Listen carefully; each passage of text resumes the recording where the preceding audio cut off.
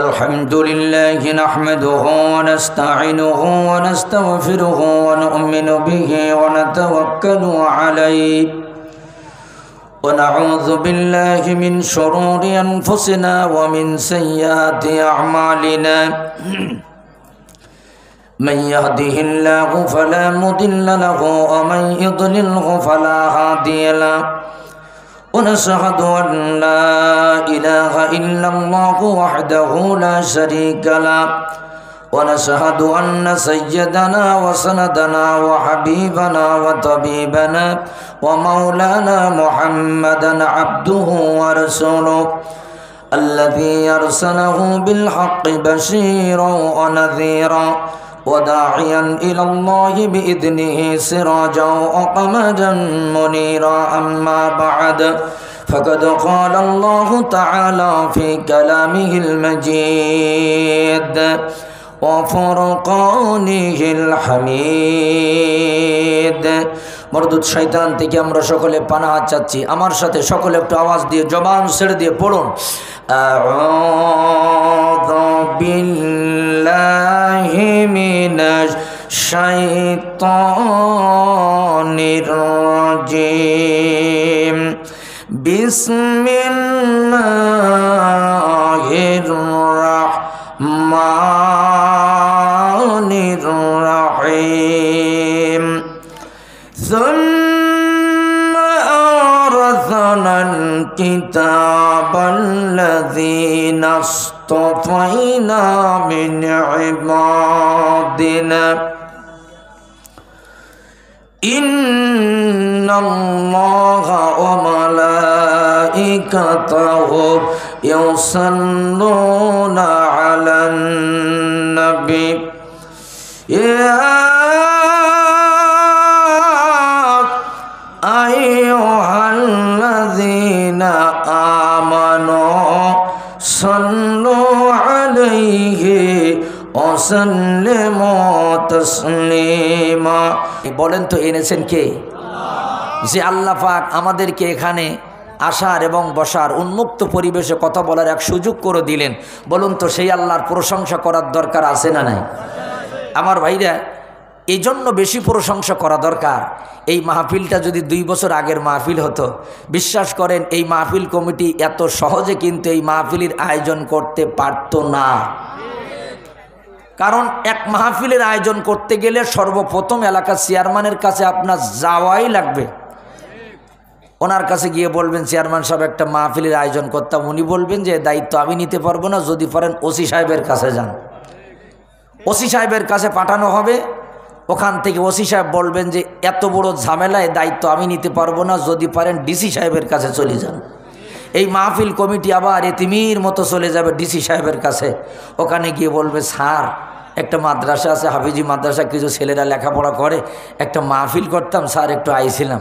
উনি বলবেন যে আমার পক্ষে এই দায়িত্ব আমি নিতে পারবো না, আপনার এমপি সাহেবের কাছ থেকে একটা লিখিত নেবেন, আর কোন বক্তা ওয়াজ করবে বক্তার আইডি কার্ড আগে জমা দেবেন। তার মানে ওই সময় কোরআনের মাহফিল করার মতো এত বড় অপরাধ মনে হয় বাংলাদেশে আর কিছু ছিল না। ওয়াল্লাহি আল্লাহর কসম দিয়েও বলি, এমনও প্রমাণ স্বাধীন এই বাংলাদেশে আছে, শাহজালালের এই বাংলাদেশে এমনও প্রমাণ আছে, সব না তবে এমন প্রমাণ আছে যে একটা কোরআনের মাহফিলের অনুমতি নিতে গিয়া 5,000, 10,000, 20,000 টাকা পর্যন্ত মুসলিম নামদারি কিছু মুনাফেকের বাচ্চাদের পকেটে গুঁজে দেওয়া লেগেছে। তারপরেও বক্তারা নিরাপদ না। স্টেজের পরে এসে ওরা একেবারে কিরামান কাতিবিনের মতো বসে থাকতো।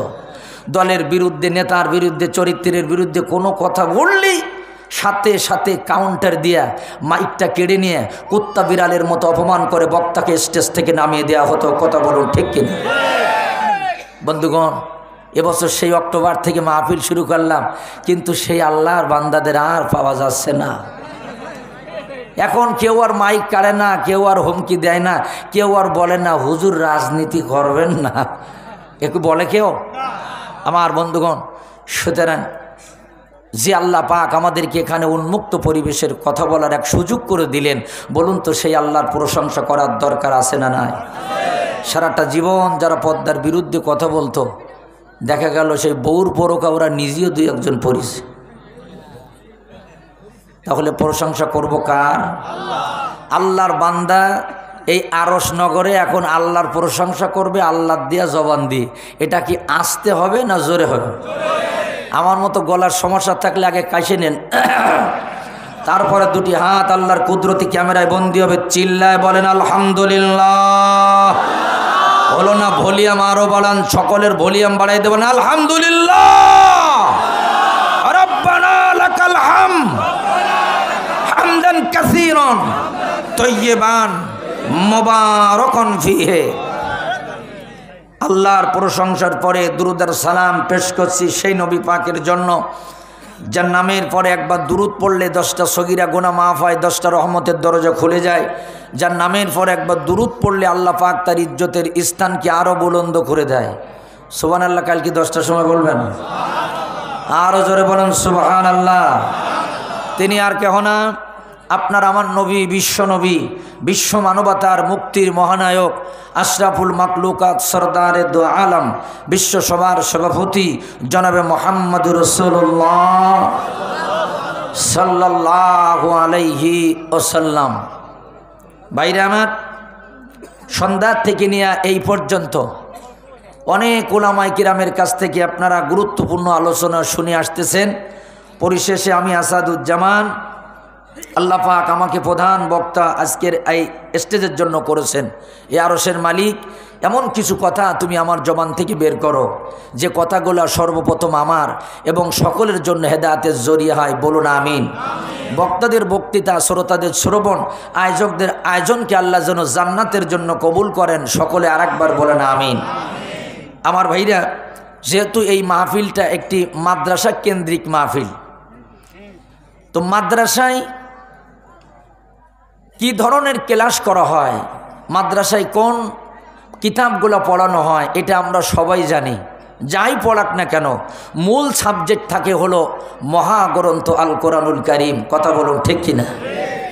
বন্ধুগণ, পুলিশের পোশাক পরলে যেমন পুলিশ হওয়া যায় না, উকিলের পোশাক পরলে যেমন উকিলাতি করা যায় না, ডাক্তারের পোশাক পরলে যেমন ট্রিটমেন্ট করা যায় না, মুসলমান হয়ে কোরআনের মাহফিলে আসা যায়, কিন্তু এই ময়দানে সব মায়ের সন্তানেরা কিন্তু বসতে পারে না। কথা কোন ঠিক কিনা? একমাত্র আল্লাহ পাক যাদের কবুল করে, যাদের বাছাই করে, তারাই বসতে পারে। ঠিক কিনা? এই বাছাইটা, এটা এই ময়দানের বাছাই না, এই বাছাইটা ছিল রুহু জগতের বাছাই। আমি কোরআনুল কারীমের 35 নম্বর সূরাটার নাম সূরাতুল ফাতির, 32 নম্বর আয়াতে কারিমাটা তেলাওয়াত করেছি। কত নম্বর আয়াত বলুন তো? 32 নম্বর আয়াতে কারিমা, যেখানে আল্লাহ রাব্বুল আলামিন আমাদেরকে এই কথা স্মরণ করাই দিতেছেন, বান্দা তোদের আমি এখানে আজকে কবুল করি নাই, কবুল তো তোরা সেখান থেকে হয়েছিস।